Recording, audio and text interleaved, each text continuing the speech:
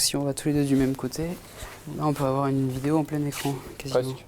J'ai mis des murs après, si tu tapes les murs, ça saute. Ouais, ça saute. Séance de travail très sérieuse entre Benjamin et Cédric. Ils sont tous les deux étudiants ingénieurs en réalité virtuelle à Laval et déjà en contact avec le service de recherche d'une très grande entreprise. Leur projet, créer et animer une table tactile pour la formation de professionnels du bâtiment. C'est comment porter le jeu vidéo ici pour l'application sérieuse pour les entreprises.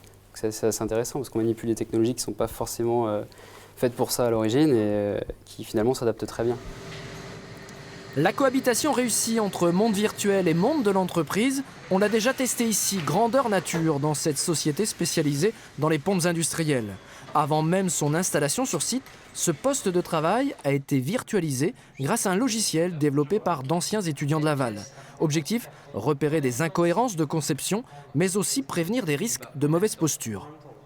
Et en plus, ce que je n'avais pas vu, c'est que tu as la tête qui rentre dans le carton du haut. Donc, tu vois, on concevait nous-mêmes des prototypes de postes de travail en carton, en bois, et de façon à simuler quand même au mieux le positionnement des différents composants, des produits finis, etc., etc.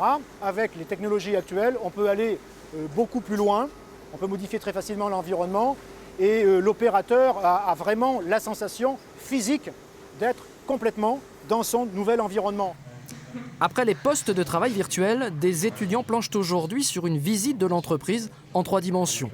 Maîtrise des technologies de pointe associée à une grande capacité d'innovation, la formation lavalloise est unique en son genre.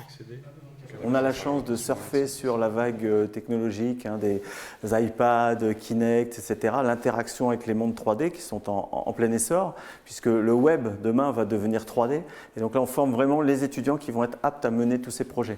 Donc là, on n'a vraiment aucun souci d'embauche. Je veux dire, à la limite, on recrute même des étudiants puisque les entreprises nous sollicitent parce qu'ils ont besoin de ce profil, quoi.